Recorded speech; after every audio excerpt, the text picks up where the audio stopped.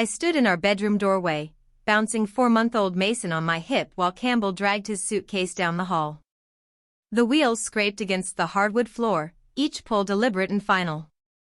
I thought he was leaving for a business trip. London, maybe. Or Frankfurt. He traveled often for work. "Campbell, you forgot your laptop charger," I called out, pointing to the cord on the kitchen counter. He didn't look back. "I won't need it." Something in his voice made my stomach drop. Mason started crying, sensing my tension.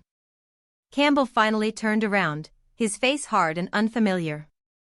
"I'm not coming back, Kasey," he said flatly. "Irene and I are starting fresh in Barcelona. The baby is your responsibility now. I need my freedom." The words hit me like ice water. Irene. His assistant. Barcelona. He grabbed his suitcase handle and walked out, shutting the door behind him with a soft click that felt louder than a slam.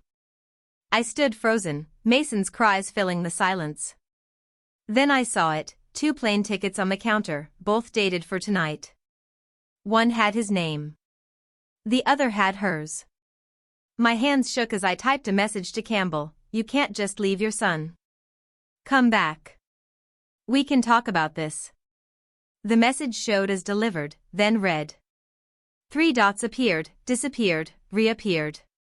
Finally, nothing. I tried calling. The phone rang once before going straight to voicemail. He'd blocked me. Mason screamed louder, hungry and confused. I fed him with trembling hands, tears streaming down my face. When he finally settled, I grabbed my phone and opened our banking app. Our joint savings account showed a balance of $247. It should have had $31,000. Our checking account was at $89. I refreshed the page, thinking it was an error. The numbers didn't change. My phone buzzed with a notification. A transfer request for $5,000 from our emergency account, the one account he didn't have direct access to, was pending his authorization from a linked email. I stared at the screen, panic turning into something else. Something colder. I dialed the bank's fraud line with shaking fingers. "Ma'am, I need you to verify your identity," the bank representative said calmly while Mason fussed in my arms. I rattled off my social security number, address, and mother's maiden name. Each second felt like an hour. "Okay, Mrs. Harrison, I see the transfer request. Since you're the primary account holder on the emergency fund, I can cancel this authorization. Would you like me to do that?" "Yes. Please. And freeze all joint accounts immediately." "Done. You've retained $8,400 in the emergency fund. I'm sorry you're going through this, ma'am." I hung up and collapsed onto the couch, Mason finally asleep on my chest. I'd saved something. Not much, but enough to breathe for a moment. Then I remembered, Campbell used our shared email for everything. I logged in, my heart pounding. The search results for Irene showed hundreds of messages. Flight bookings. Hotel reservations in Barcelona. Visa applications. All dated back 6 months. He'd been planning this since before Mason was born. One email subject line made me stop breathing: attorney consultation, international custody avoidance. The family lawyer's office smelled like old books and coffee. I'd called first thing in the morning, desperate. The receptionist heard the baby crying in the background and squeezed me in. "Mrs. Harrison, what your husband did is called abandonment," the lawyer, Miss Chen, explained while reviewing my printed emails. "The fact that he left the country makes this complicated, but not impossible." "Can he just take everything and leave?"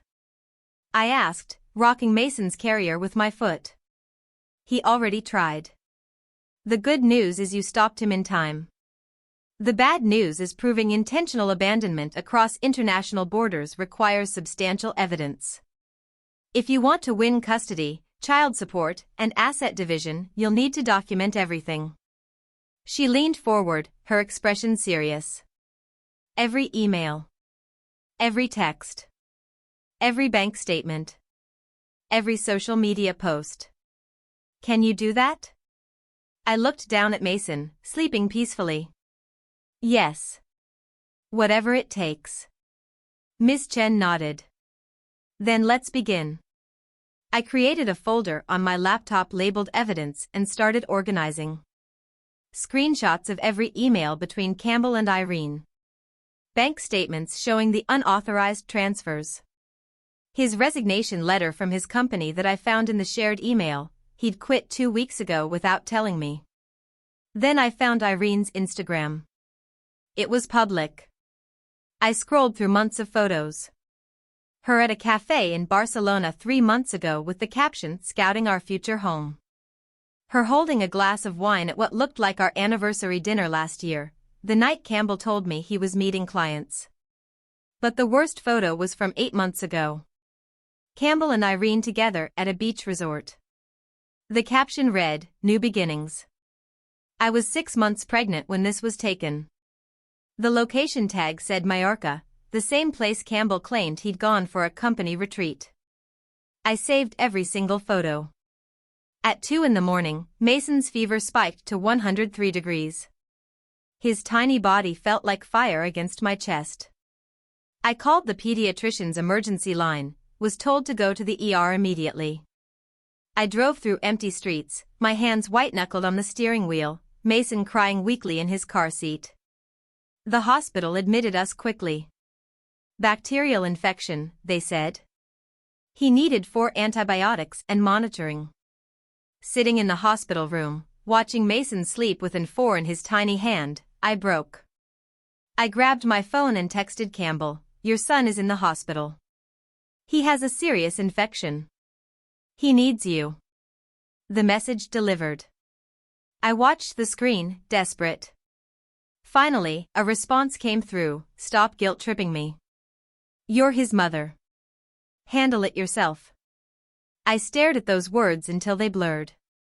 Then I took a screenshot and added it to my evidence folder. Mason improved after 3 days in the hospital. We went home to an empty apartment that felt more like a tomb than a home. I laid him in his crib and watched him sleep, his breathing finally steady.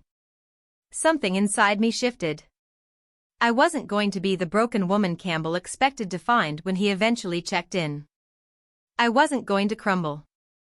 I grabbed a notebook and wrote at the top, "Rebuild." Underneath, I made a list. Get full custody. Secure child support. Recover marital assets. Find stable income. Protect Mason from Campbell's abandonment. At the bottom, I added one final line, "and make him regret everything." I closed the notebook and called Miss Chen. "I'm ready to file for emergency custody," I said. "Let's go after everything." Miss Chen called a week later with news. "We found something. Your husband opened an LLC 6 months ago, Barcelona Ventures Group. There's a bank account attached to it with $47,000. That's our money," I breathed. "Our savings." "Legally, yes." He transferred marital assets into a private entity. But here's the interesting part, the LLC is registered to a luxury apartment lease in Barcelona. Monthly rent, €3,500. Lease term, 2 years. I felt cold. He planned to stay there. Permanently. Which proves premeditated abandonment. He didn't just leave impulsively, he established residency abroad. This strengthens our case considerably. Can we freeze that account? I'm filing an emergency motion today. If the judge grants it, those funds become frozen marital assets. He won't be able to touch them. For the first time in 2 weeks, I felt something like hope. "Do it," I said. My phone buzzed with a message from an unknown number. "This is Irene. We need to talk." I stared at the screen, shocked. Why would she contact me? "I don't have anything to say to you," I typed back. "Please." Campbell lied to both of us. "I'm not the villain you think I am." I almost laughed. You slept with a married man whose wife just had a baby. That makes you exactly the villain I think you are. 3 dots appeared, then. He told me you two were separated before I even started working there.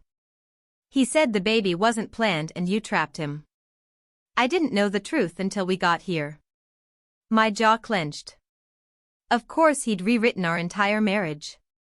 He showed me fake divorce papers, Irene continued. I thought I was helping him escape a toxic situation. Now I realize I'm the one who's trapped. I hesitated, then typed, "What do you want?"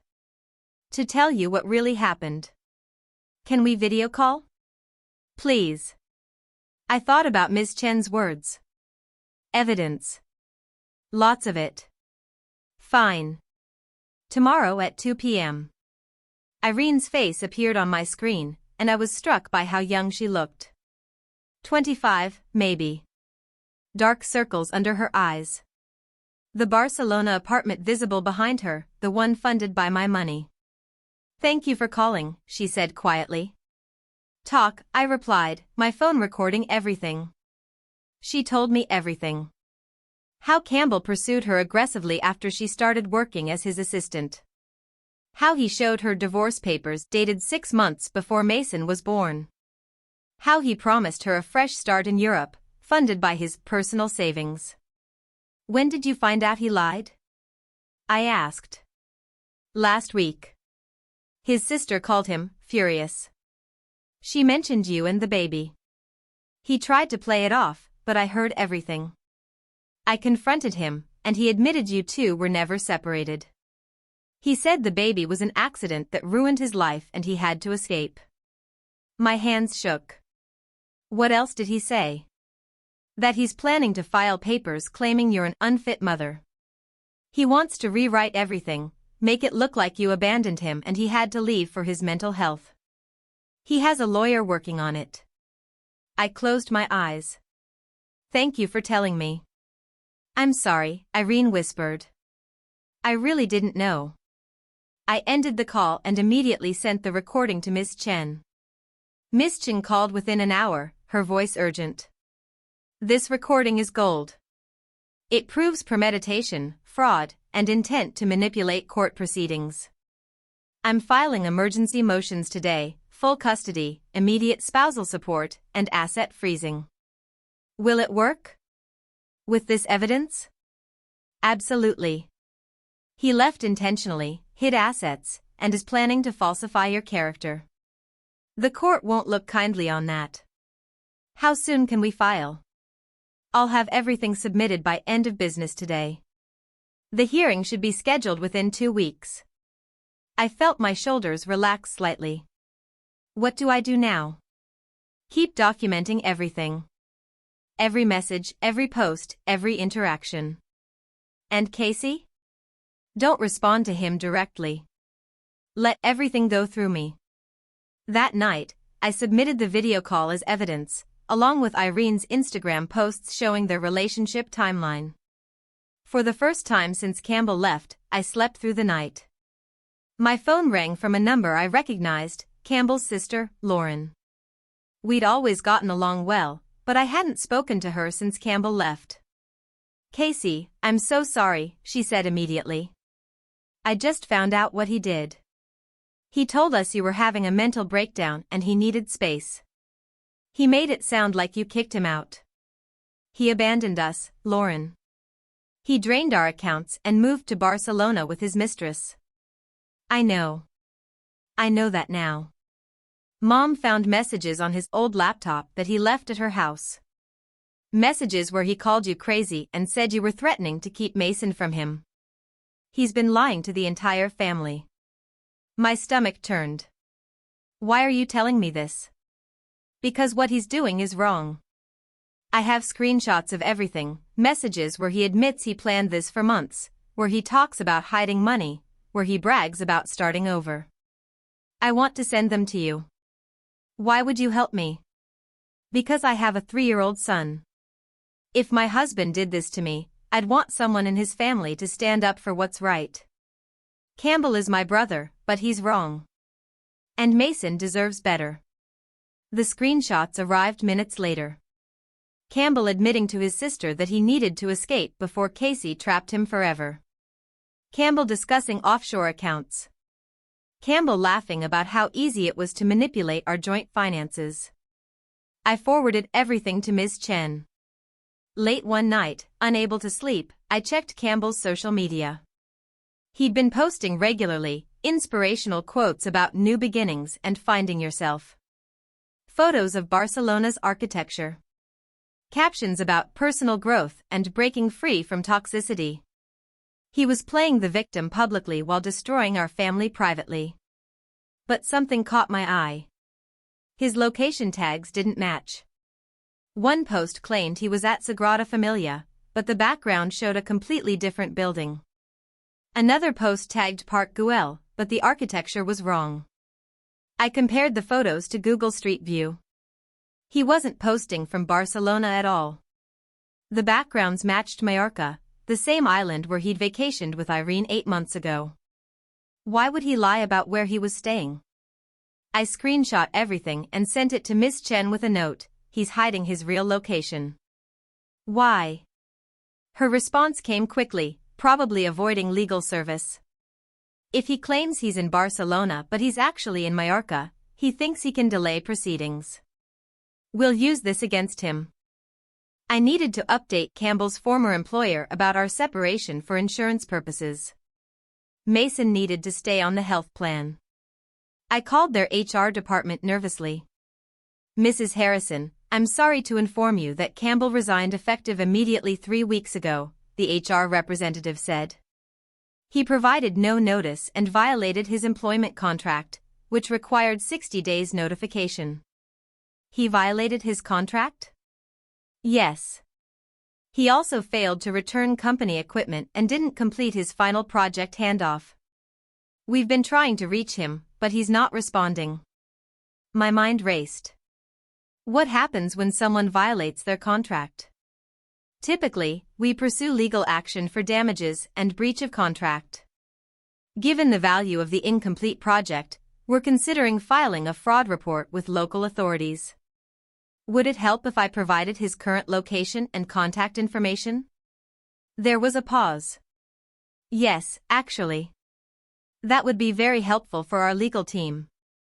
I gave them everything, his Barcelona apartment address from the LLC documents, Irene's contact information, even the Mallorca location discrepancy. Thank you, Mrs. Harrison. This will be very useful. And I'm sorry for what you're going through. On a quiet Tuesday morning, something beautiful happened. Mason laughed for the first time in weeks. Not a small giggle, a real, deep baby laugh that filled our small apartment with joy. I'd been making silly faces while changing his diaper, and suddenly, he burst into giggles. His whole face lit up, his eyes crinkled, and for a moment everything else disappeared. I called Miss Chen that afternoon with renewed determination. File everything. Every possible motion, every report, every claim. I want him to face consequences for what he did to Mason. Are you sure? Once we do this, there's no going back. This becomes a full legal battle. I looked at Mason playing on his activity mat, completely unaware of how his father had abandoned him. I've never been more sure of anything. Then let's make him regret every choice he made. That evening, Ms. Chen filed motions for full legal custody, emergency child support, asset division, investigation into hidden assets, compensatory damages for abandonment. The next morning, she called. Campbell responded. You need to hear this. Campbell's email was vicious. He accused me of stealing his money by freezing the accounts. He threatened to sue for parental alienation even though he'd abandoned Mason. He demanded shared custody via video calls while refusing to return to the United States. But the most revealing part was at the end, he'd accidentally attached a document. It was titled Cohabitation Agreement, Campbell Harrison and Irene Vega.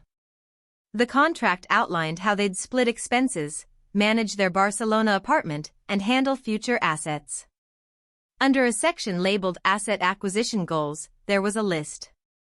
Kasey's inheritance upon grandparents' death, estimated $200,000. Mason's future college fund. Settlement from divorce, targeting 50% marital assets minimum. He was planning to come after money I hadn't even inherited yet. Money that would eventually belong to Mason. I forwarded the email to Ms. Chen immediately. Her response was one word: checkmate. Ms. Chen drafted a devastating legal response. She attached every piece of evidence we'd gathered. Irene's video confession. Lauren's screenshots. The Barcelona apartment lease. The cohabitation agreement. Bank records showing systematic asset hiding. His employer's breach of contract complaint. The hospital text message. The legal document was 47 pages long. It painted a clear picture. Campbell had planned his abandonment for months, deliberately hid marital assets, committed fraud, and was attempting to manipulate court proceedings. Campbell's response came within hours. For the first time, I heard fear in his written words. This is all a misunderstanding. I never meant to abandon Mason. I was having a mental health crisis. I'm willing to come back and discuss everything in person. Please, Kasey. Let's work this out like adults. I showed the message to Ms. Chen. He's scared, she said. He knows what's coming. Don't respond. Let him sweat. 3 days later, another message: I'm booking a flight home. We can fix this. Campbell returned on a Thursday afternoon. I only knew because Lauren texted me, he's back. Showed up at Mom's house acting like nothing happened. Says he's going to reclaim his life. That evening, my doorbell rang. I opened it to find Campbell standing there, tan from European sun, looking confident and entitled. We need to talk, he said, trying to walk past me. I blocked the doorway. You don't live here anymore. This is my house too. I'm still on the lease. Let me in. You abandoned your family. You have no right to be here. He tried to push past me again. I'm Mason's father. I have every right. A car pulled up to the curb. A police officer stepped out, document in hand. Campbell Harrison, the officer asked. Campbell's face went pale. Yes. You've been served. Family court summons. Emergency custody hearing scheduled for next Wednesday, 9 a.m. The officer handed him the thick envelope and walked back to his car.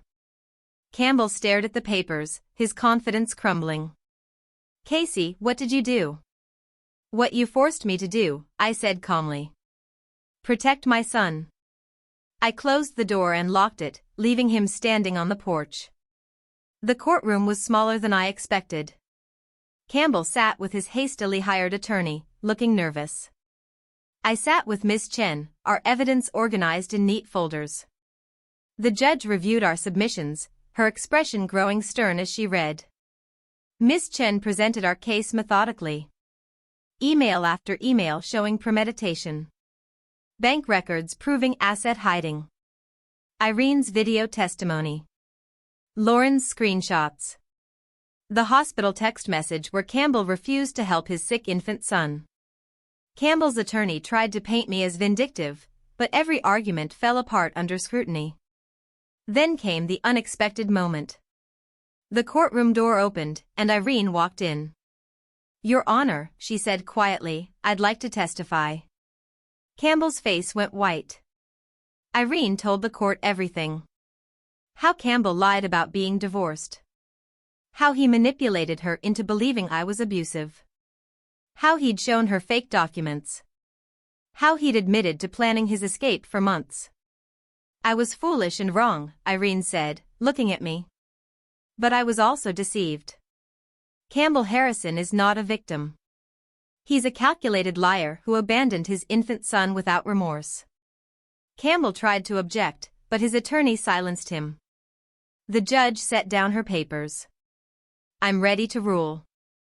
Mr. Harrison, the judge began, her voice cold, your actions demonstrate a clear pattern of abandonment, financial manipulation, and deliberate deception. You systematically planned to abandon your family while hiding marital assets and creating a false narrative. Campbell's lawyer tried to interrupt, but the judge held up her hand. I am granting Mrs. Harrison full legal and physical custody of the minor child, Mason Harrison. You will have no visitation rights until you complete a psychological evaluation and parenting course. You are ordered to pay immediate child support in the amount of $2,800 per month, retroactive to the date of abandonment. Campbell's jaw dropped. Additionally, I am ordering temporary spousal support of $1,500 per month for 12 months. All frozen accounts remain frozen pending final asset division hearings. Your passport will be held by the court to ensure you don't flee the jurisdiction again. The judge looked directly at Campbell. Your behavior has been reprehensible. I am referring this case to the district attorney's office for investigation into possible fraud charges. She banged her gavel. Preliminary hearing concluded. Final asset division hearing scheduled for 6 weeks from today. Campbell sat frozen, his face ashen. Ms. Chen squeezed my hand under the table. We'd won the first battle. The forensic accountant Ms. Chen hired uncovered everything. The Barcelona apartment lease funded by our savings. The LLC with $47,000 in hidden assets. An undisclosed investment account worth $23,000. Even unreported freelance income from side projects Campbell had done over the past year. All of it, every dollar, was categorized as marital property subject to division. The accountant's report was devastating. Mr. Harrison systematically diverted marital funds into hidden accounts and entities with the intention of permanently concealing them from his spouse. Total hidden assets, $94,300. Campbell's attorney filed a motion claiming the money was personal savings he'd accumulated before marriage. Ms. Chen destroyed that argument with bank records showing the funds came directly from our joint accounts. Then Campbell made his desperate move. He filed an emergency motion claiming he'd been scammed by Irene, that she'd manipulated him into leaving, and that he only fled because he was emotionally unstable and not thinking clearly. The motion requested reduced child support and claimed he couldn't afford to pay what the judge ordered. The hearing was scheduled for 3 days later. In court, Campbell played the victim masterfully. He claimed Irene had seduced him during a vulnerable period. He said he'd made terrible mistakes but insisted he'd been manipulated. His attorney painted him as a man who'd suffered a mental breakdown and made poor choices while not in his right mind. I watched, sick to my stomach, as Campbell actually cried on the stand. Then Miss Chen called her witness, Irene. Irene walked to the stand calmly. She brought her own evidence, text messages where Campbell called me crazy and controlling. Messages where he bragged about finally being free. Messages where he planned his exit strategy in detail, discussing which assets to hide and how to avoid child support. Your Honor, Irene said, I was wrong to get involved with a married man. But Campbell Harrison was not manipulated. He was the manipulator. He lied to me, to his wife, to his family, and now he's lying to this court. She looked directly at Campbell. He told me 3 days ago that if I didn't support his story, he'd make sure I got charged with conspiracy. He's not a victim. He's calculating. And he's desperate. Campbell's attorney objected frantically, but the damage was done. Miss Chen stood. Your Honor, we have sufficient evidence for the final ruling. The final hearing took place on a cold morning 6 weeks later. Mason was with my parents, safe and far from the courthouse drama. The judge had reviewed everything, the forensic accounting, the testimonies, the evidence of Campbell's lies. Her face was impassive as she prepared to deliver her ruling. Mr. Harrison, she began, your attempts to manipulate these proceedings have been noted. Your claims of being a victim are contradicted by overwhelming evidence of calculated, premeditated abandonment. She read through her decisions. Mrs. Harrison is awarded full legal and physical custody of Mason Harrison. Mr. Harrison will have supervised visitation only, at his own expense, upon completion of court-ordered therapy and parenting classes. All hidden assets are to be surrendered immediately. Mrs. Harrison is awarded 70% of all marital assets, including the hidden LLC funds, investment accounts, and back-owed contributions to family expenses. Mr. Harrison will pay $3,200 monthly in child support until Mason reaches age 18, indexed to inflation.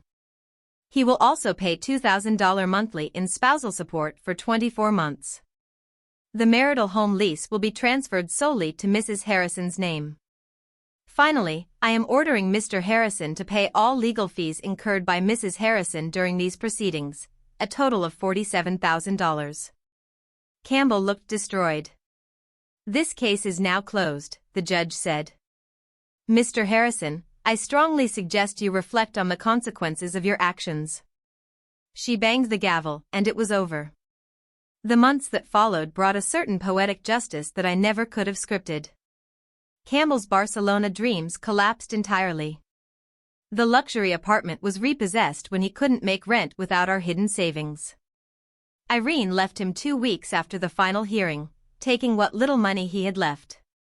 His former employer won their breach of contract lawsuit. Campbell owed them $85,000 in damages. His family stopped speaking to him after Lauren shared the evidence of his lies. His mother told me privately that she was ashamed of what her son had become. Meanwhile, Mason and I slowly rebuilt our lives. I got a job as a marketing coordinator with flexible hours. My parents helped with childcare. We moved into a small but bright 2-bedroom apartment funded by the settlement. The best moment came on a Tuesday afternoon. I was at the courthouse finalizing the last paperwork when I made a decision. I filed to legally change Mason's last name from Harrison to Mitchell, my maiden name. He'll carry my name, I told Ms. Chen. Not the name of the man who abandoned him. That evening, I received one last message from Campbell, "Can we please talk? I miss you both." I stared at Campbell's message for a long time. Mason was napping peacefully in his crib, finally healthy and thriving. Our apartment was modest but filled with warmth. My parents had helped me paint the walls soft blue. Mason's toys were scattered across the living room floor. Everything Campbell had tried to destroy, I'd rebuilt. Everything he'd tried to take, I'd recovered. Every lie he'd told, I'd exposed. He'd underestimated me completely. I typed my response slowly, choosing each word with care. You didn't miss us when you bought plane tickets to Barcelona. You didn't miss us when you drained our bank accounts. You didn't miss us when Mason was sick in the hospital. You made your choice, Campbell. You chose freedom. So here's yours, we're free from you. Don't contact me again. I hit send, then immediately blocked his number. Then I blocked him on social media, blocked his email, and deleted every photo of him from my phone. Mason woke up crying softly. I picked him up, held him close, and walked to the window. The sun was setting over the city, painting everything in shades of gold and orange. It's just you and me now, baby, I whispered. And we're going to be just fine. Better than fine. We're going to be happy.